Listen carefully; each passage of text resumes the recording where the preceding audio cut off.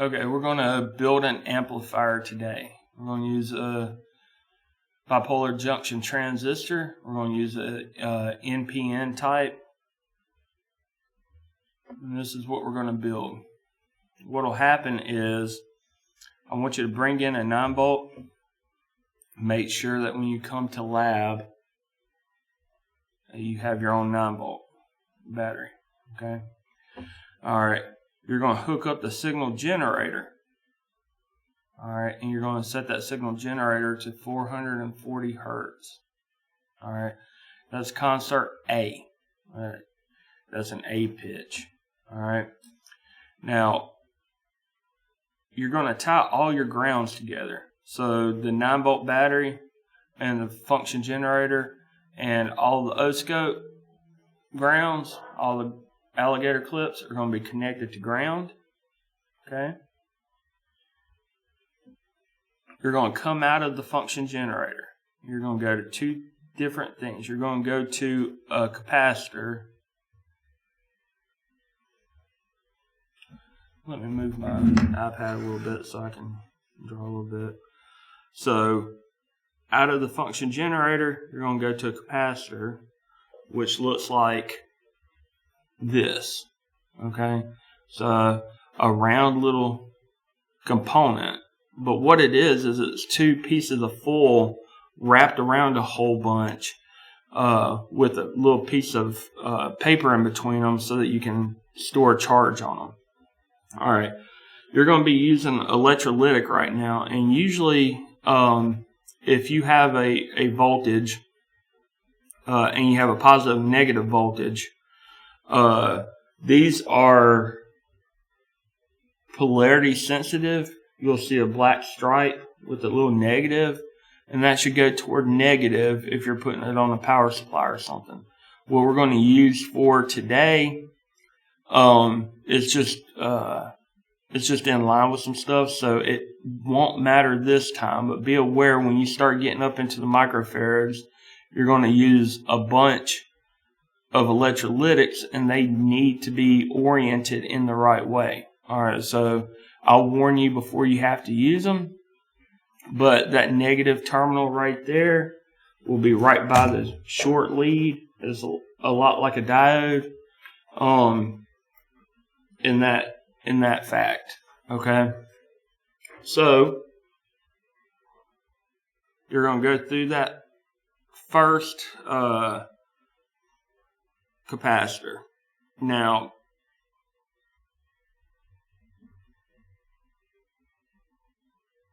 it says 1 microfarad. We're going to use 10 microfarads. It doesn't really matter when we're talking about this little of a difference. So you're going to use two 10 microfarad capacitors. And if somebody doesn't lose them, I'll have them on the board. All right.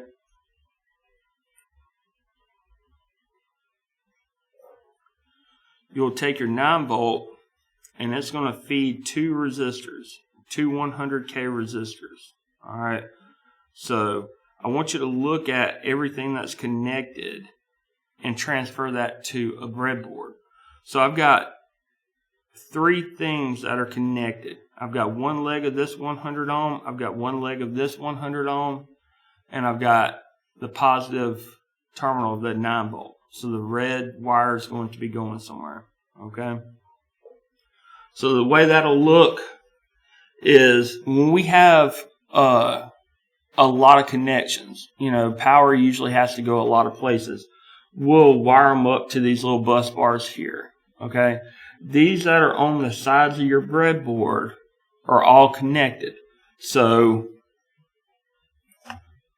you see the little red line right there? All 5, 10, 15, 20, 25 of those terminals across there are connected. Okay? On the bottom, all 25 of those are connected. Now, they're not connected together. So this terminal right here is not connected to this terminal, but it is connected to all of these along that row. Okay? Now, one thing to note is the rest of everything, you got 5 terminals that are connected, and they're going perpendicular to those big buses. So if you put something right here and right here, even though they're on the same, column right here, they're not connected. So if I want to connect terminals, I need to go there. So along the sides, they go this way, and they're connected. Along the middle, they go this way. Okay? Now, some of them, this connects all the way across. If you notice that this blue line is not connected right here, if I need my negative terminal going across this whole thing, I'll have to put a jumper right there because those are not connected. If it's got a full blue line across it, then they are connected. Okay? So, I want to use these 2 capacitors. I'm going to wire in the positive terminal of my 9-volt battery to one of these bus bars here. Okay? And then I'm going to come out of there, and there's going to be 2 resistors that are tied there. So I've got 1 terminal, 2 terminals, 3 terminals. That means I have to have 3 things in a hole that are connected. Okay? So I'll come out of my bus bar. I'll be connected to, let's say, this red one, since it's got a positive sign by it, up here. I'll come in with the red wire from the 9-volt, and then I'll come off of here with both of those resistors. So I'll connect one of those 100K and go off to somewhere random, and I'll connect another 100K and go off to somewhere random. They do not need to be tied to the same row over here, but they do need to be over here, because if you look at this side of this resistor is not connected to this side of this resistor. Only one side of the resistors are connected. Okay? Alright. So when I get done with those resistors, this side will be connected to the other side of one of my capacitors and to the base of my transistor. Okay? So that means 3 things are going to need to be in a row. This side of this resistor right here, this other side of the capacitor. Remember, we came in from the signal generator going to one end of the capacitor. Then we're going to jump over to another rail and come out of that capacitor and connect to that side of that 100 and to the base of the transistor. We're using an NPN. And so,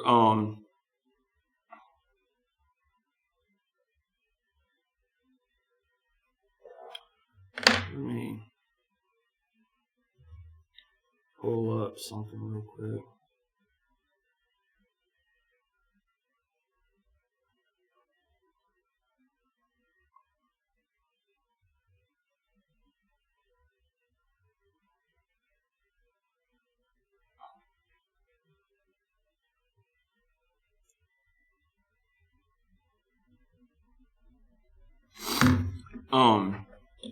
I don't have my mouse, so it's going to be a little hard for one thing. All right, so our base is going to be fed in from this input. Then our collector right here will be fed from this resistor, and then it's going to go out to the other capacitor. So on this node, we have 3 things connected. We need 3 things on one row on our breadboard. Okay? And then for our emitter, we're going to be going through a 1K ohm resistor. And then on the other side of that 1K ohm resistor, we're going to be connected to all of our grounds. The negative terminal of the 9-volt, the black terminal of the signal generator and the black terminal of or the alligator clips of both channels of our oscope. Okay? And then we're going to come out of the other side of the output capacitor, and we're going to go into our oscope. Okay? So this would be the probe. We'll connect that to one end of our capacitor, and then our little alligator clip. Let's say this is going to be the blue channel. Okay? And then over here, we've got the alligator clip on the yellow channel, also connected to ground. And we're going to take our probe of the yellow and connect it to our input, so that we're going to be able to compare the input signal that we're putting into it to the output signal that we're getting out of it. Okay? Now, I want to take this off for a minute so that you'll have a good place to pause so that you can use this schematic to build your circuit. Okay? So I'm going to leave this up so that you can catch it and you can easily find it when you're scrolling through and backing up to find out where the schematic is.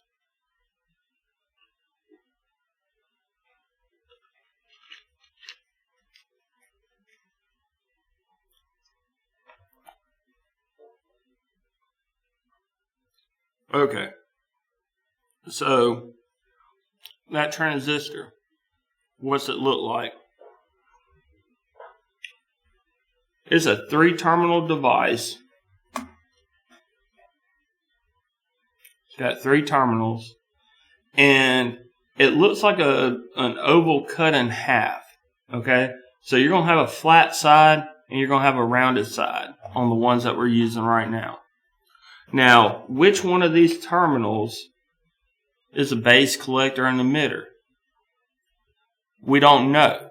Like, you're going to have to look up the particular transistor to know that. Alright? So, look on the front of it, on the flat part of it, and you're not going to be able to see it in the video. But it says PN or P2N2222. If you have to get the magnifying glass and the light, it does say that. And then you're going to look up P2N2222. Okay? And you're going to find a data sheet for it. And you're going to see which terminal is the base, which one's the collector, and which one's the emitter. And then you're going to use that to know what side, like what terminal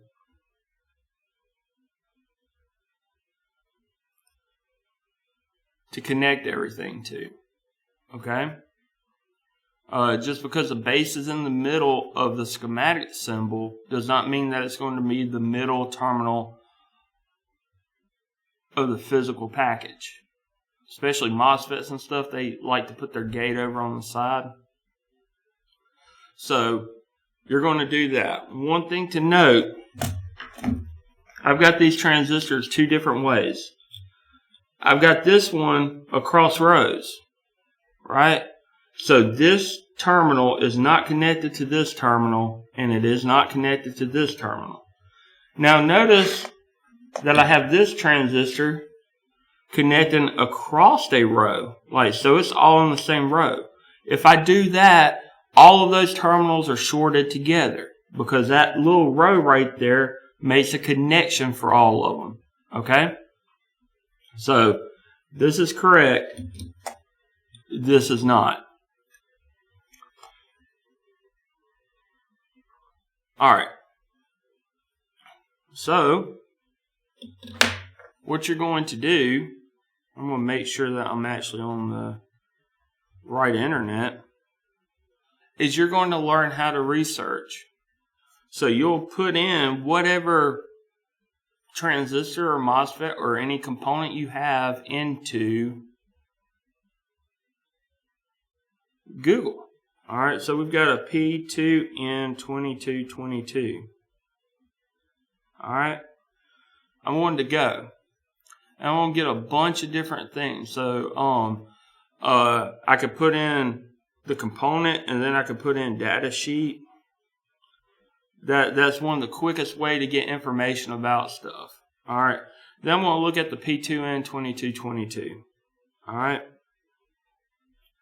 Now, it has a flat. Let me take a picture of this.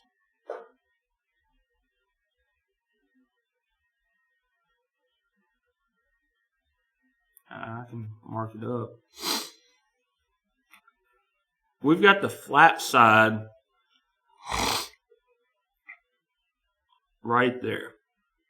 So if we're looking at it left to right, we got 1, 2, 3. And then up here, we've got the collector, the base, and the emitter. Okay? So the first terminal when we're looking at it is the collector. The second terminal when we're looking at it is the base. And the third terminal is the emitter. Now, some of them might look like this, where we've got the flat side, then we've got the round side, and they're numbered out like, well, usually they're 1, 2, 3. But then when you look at the schematic symbol, this one might be 3, this one might be 1, and this one might be 2. Okay? So pay attention to what terminal is connected to what logically. Okay? So part of your lab isn't just building the circuit. One thing that I want you to do at while you're looking up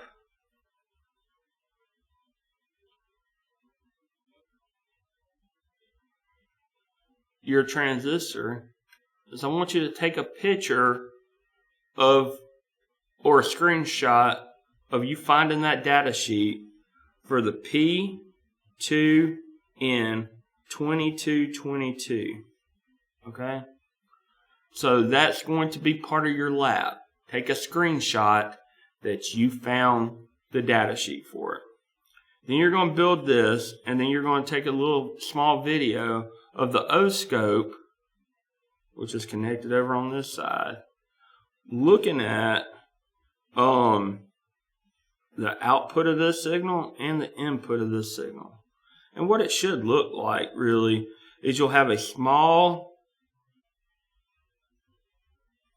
signal, 440 hertz signal, and let's say that it should look like a triangle or a sine wave. And then you'll have the same frequency signal, but it'll be inverted. So every time this is going up, this is going down. And every time this is going down, this is going up. So it inverts it and amplifies it. Now, the way we've made this circuit right now, it's got so much gain that whenever it goes up, it tries to go higher than it actually can. So we get some clipping. So instead of a nice sine wave like that, it hits the roof. So imagine what a square wave is, nothing more than a sine wave that hit a roof. So let's say we got a roof right here, and then it tries to go up, and it ain't got nowhere to go. It doesn't have anywhere to go. Okay? So this is a little bit longer of a lab video, but there wasn't really anywhere that I could break it down. But you're going to build this circuit on a breadboard, hook it up to the oscope, and compare the signals. Okay? You're also going to turn in a screenshot of the data sheet. All right. I appreciate y'all. Sorry, it's under 20 minutes if I do it.